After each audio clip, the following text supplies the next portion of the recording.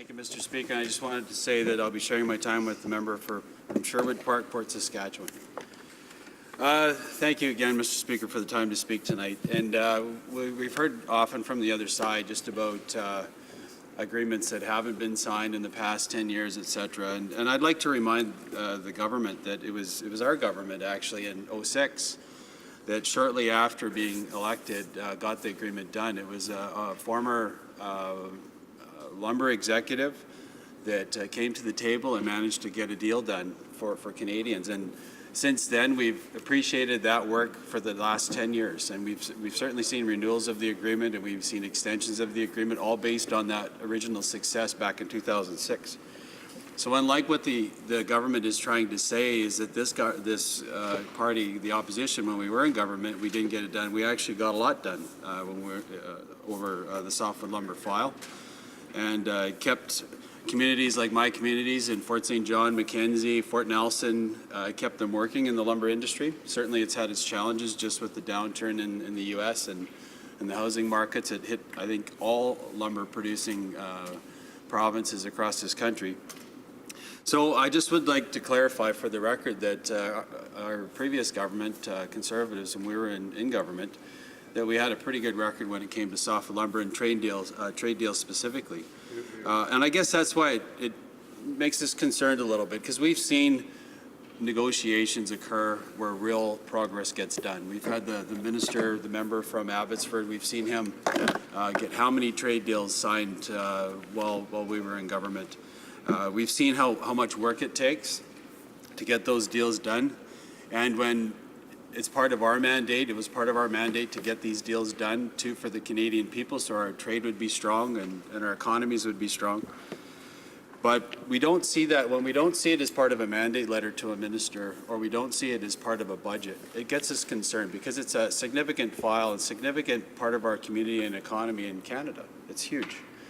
We're talking about a loss potentially of 400,000 jobs. That's massive in terms of, and 400,000 sounds just like a big number, Mr. Speaker, but it's 400,000 individual people that provide a roof over their families' heads, meals on the tables, etc. These are real people we're talking about here, Mr. Speaker. But I guess I'll move on. We were led to believe that with this new relationship, it's been talked about many times with the Prime Minister and the President, and that's a good thing. I do think relationships with other leaders, especially our number one trading partner, the U.S., and just for Canadians out there in TV land, our number one trading partner is the U.S., and their number one trading partner is us. It's the largest trading agreement in the world, and we'd like to keep it that way, and lumber is a significant part of that trade agreement. But getting back to the high hopes that we had, because it was talked about, I have an article here that's CBC. It talked about March 12th of 2016, so that's of this year. Canada's international trade minister says Prime Minister Justin Trudeau, Prime Minister, official visit to Washington helped secure a real breakthrough in the contentious softwood lumber negotiations. And I'll quote, "We have now managed to get the Americans to the table. We have managed to raise the attention to this issue at the very highest levels." And then the minister is mentioned her name, but I won't mention it here. And I guess the question that I have is, I know it's a delicate balance when you're quoting something, Mr. Speaker, but hey, we're dancing around it anyway. But there was an initial promise of high hopes that this new relationship now was going to be much better and the deal was going to get done. That was back in March 12th of this particular year. And we've all heard the quote, we've all heard, I'll read it off, I'll say our Prime Minister and President Obama instructed the minister and her American counterpart, Michael Froman, to explore all options for solving the trade dispute and report back within 100 days. Well, Mr. Speaker, that's some time ago, that 100 days that went and left. It was that high hope, though, that led us, especially as a member from British Columbia, to believe that we knew the President was coming June 29th and late June. And that's the time typically when two leaders come together in a place like this place, significant agreements are signed in moments like that. Not just pictures taken, but real solid agreements done. And I'll read you what was said again from CBC. This is June 30th now. The Prime Minister and the President didn't say anything publicly about one of the toughest files in Canada-U.S. relations when they met in Ottawa Wednesday. Strange. This new relationship that we hope to benefit from in terms of a softwood lumber agreement. And our hopes really were dashed at that point, Mr. Speaker, because it was leading up to this crescendo that we would get this agreement signed. It was pointing to that. The 100 days would have fit. It would have made that criteria. It would have fit with what they were trying to do. But what did we get, Mr. Speaker? We actually have nothing now. And as of October, we don't even have a pause anymore, as what was negotiated previously by the previous government, our government. So now we're in a full trade war, a softwood trade war with the U.S., which is the last thing we want to see, especially going into an election in the U.S. So it's not going to get better, Mr. Speaker. Unfortunately, it's going to get worse before it gets better at this point. And it was such a missed opportunity. Everything could have been done June 30th or June 29th and signed when the President was here. The Prime Minister could all been done to much fanfare from us in BC and across the country. But alas, nothing. So it brings us to why we formed the Softwood Lumber Task Force. And we had a press conference this morning, Mr. Speaker. Ministers, not ministers, but critics in the portfolios here were at the event. And part of that mandate is it's not clear that the government is taking this seriously and negotiating behind the scenes. It just isn't clear. We don't know. And so our Softwood Lumber Task Force, we do have a mandate. The mandate is the task force will hold the Liberal government accountable for solving the softwood lumber trade dispute between the United States in order to preserve market access for Canadian forestry products and protect thousands of jobs across Canada. And further, it's going to involve two components. It's going to involve stakeholder outreach and policy advocacy.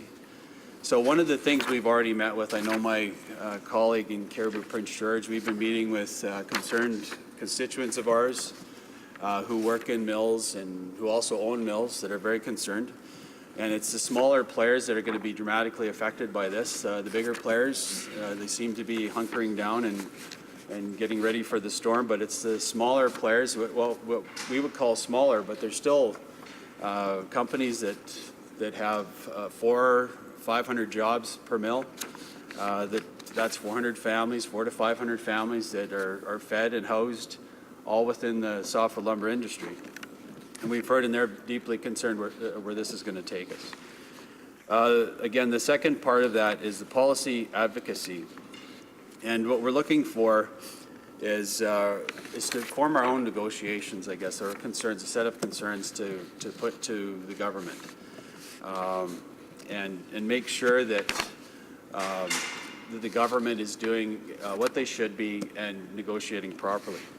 I think it was real telling in just some of the comments that we've said on our side about when we critique and we stand up and we critique the government, that it was interesting to see a former resource project that I had been asking the other side in repeated questions, that it actually makes a difference. And we saw the difference by the minister responding that they were going to answer one of our concerns with one of their announcements, and they mentioned some of the things I had talked about. So we know that the task force has the ability to influence the government in their negotiations, and that's the purpose of it.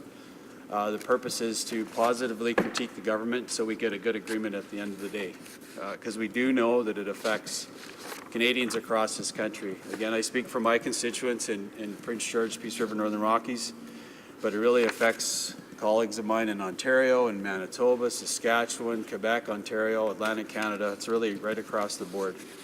So again, Mr. Speaker, it's all with the intent of getting a good agreement, and our task force will challenge the minister to do exactly that and get us a good agreement. Thank you, Mr. Speaker. Questions and comments? The honourable member for Selkirk Interlake Eastman. Well, thank you, Mr. Speaker, and I want to thank my friend from Peace River, Rupert, Rocky Mountains. Okay, Northern Rockies. Prince, yeah.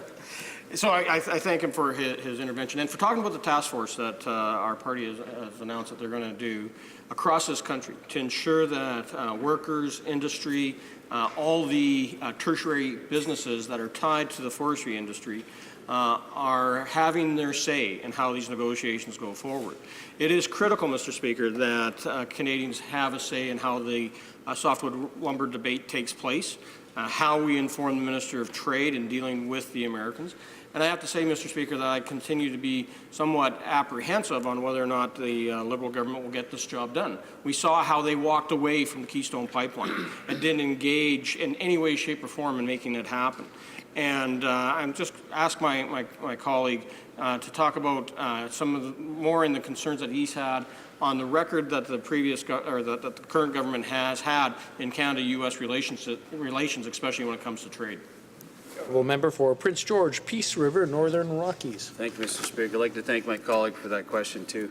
Yeah, it's, we have some deep concerns about even agreements that are made and that were assumed, I guess, that they were going to proceed, and then only to have a government either overregulate or step in the middle of the process and get in the way of good natural resource projects. And the member brings up the tertiary industry, and even just I always bring up the Starbucks coffee shop down the street from the mill that everybody stops and get a coffee on the way to work.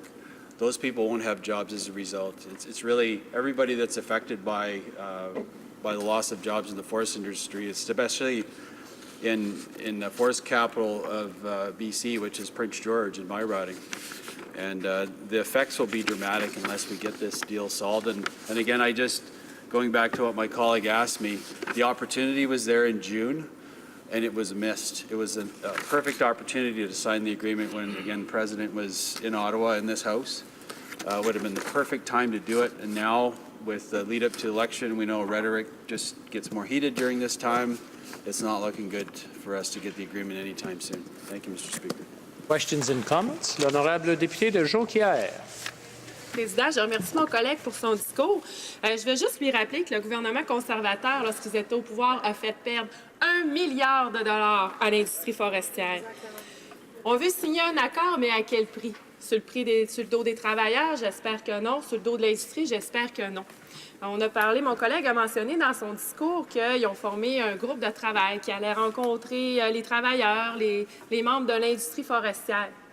L'industrie forestière, depuis début juin, voit que le gouvernement va échouer dans ses négociations. Et qu'est-ce que l'industrie demande maintenant? C'est que le gouvernement travaille à un plan B. Le plan B peut être, par exemple, un programme de prêt garanti. Alors, avec mon collègue, qu'est-ce qu'il en pense du programme de prêt garanti? Est-ce qu'ils vont être à l'écoute de l'industrie forestière? Parce que présentement, c'est ce que l'industrie demande. Merci, Monsieur le Président. Member for Prince George, Peace River, Northern Rockies. Yes, I know it's a long name. Thank you, Mr. Speaker. Yeah, I guess I just would respect the member for asking the question about a loan type program for the softwood lumber industry. And I guess that, to me, is one of the many issues that could be talked about in terms of the deal, what it finally looks like. But I find it awfully rich from the NDP. You know, here we just talked about a Pacific Northwest LNG announcement that the member who actually is from that riding said that they were supportive of, and then the NDP comes out and opposes the entire project. When most of this person's, the members' workers that work there would be employed through the LNG industry, and yet the NDP wants to completely shut it down because of some ideological position. So, you know, to me it's interesting that the NDP always talks like they're pro-resource development, but they don't live by it. And when it comes down to brass tacks, they are not resource development, a positive party that promotes resource development in Canada. It's just the simple truth of it. It's sad, but let's hope someday that will be the case, that the NDP will be a pro-resource development party. Maybe the light will